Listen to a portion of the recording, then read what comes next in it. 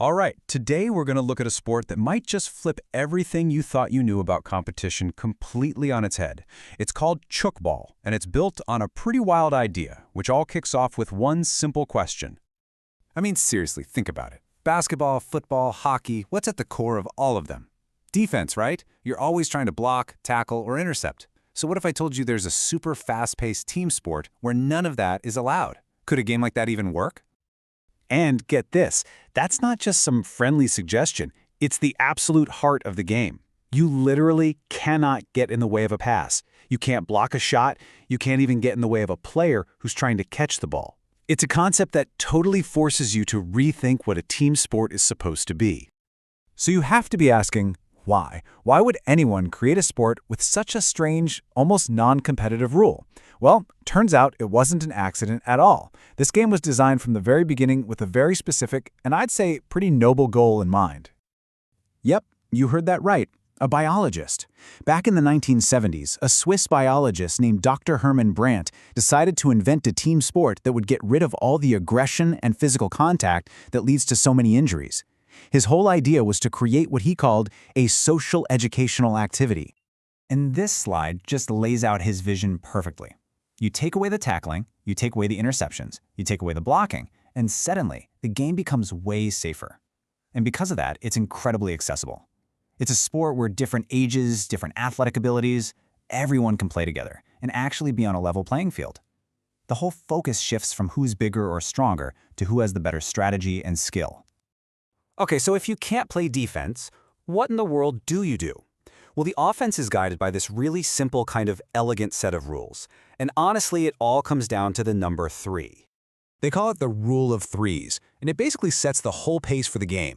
You can take up to 3 steps, you can hold the ball for 3 seconds, and your team can make up to 3 passes. That's it.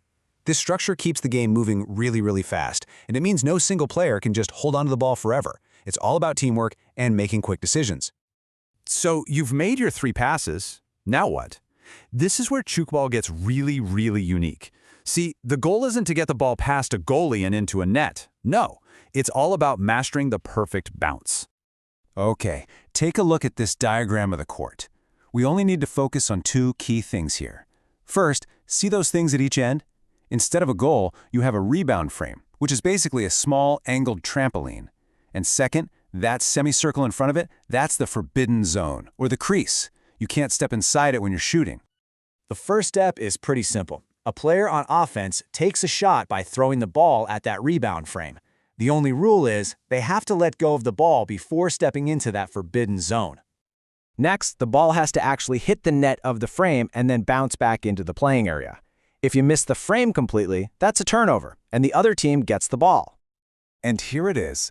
This is the whole game right here. The offensive team scores a point if that bounced ball hits the ground inside the court before the other team can catch it. So that's where the defense comes in. It's not about stopping the shot. It's about predicting where the rebound is going to go and catching it. So let's just put it simply. The attackers score a point if the ball hits the ground in bounds. But if the defending team catches that rebound cleanly, no point, and they immediately get possession of the ball. The defenders also get a point if the shooter misses the frame entirely or if the ball bounces off the frame and lands out of bounds. The whole game for the defense is just about positioning and prediction. So this is more than just some quirky game with weird rules. It's actually finding a real audience. A great example is the Wellington School in the US, where students have totally embraced it because it's so different. You know, the gym teachers there were looking for something new for their International Week, and they stumbled upon Tchoukball. And the students, they just loved it, not in spite of its differences, but because of them. It gave them a totally fresh way to think about things like teamwork and competition. And I think this quote from one of the students just says it all, you know? In Tchoukball, it doesn't matter if you're the biggest or the fastest or the most aggressive person on the court. It's about effort, it's about strategy, it's about being a good teammate. And that's exactly why it's starting to catch on in schools. It's a model for inclusive competition, where your passion matters more than anything else. And that kind of leaves us with this really interesting question. You know, in a world where youth sports can sometimes get way too aggressive or super exclusive, could a game that was literally designed to get rid of conflict and bring people together, could that be the future of how we teach kids to play on a team? A sport built not on beating your opponent, but on respecting them. What do you think?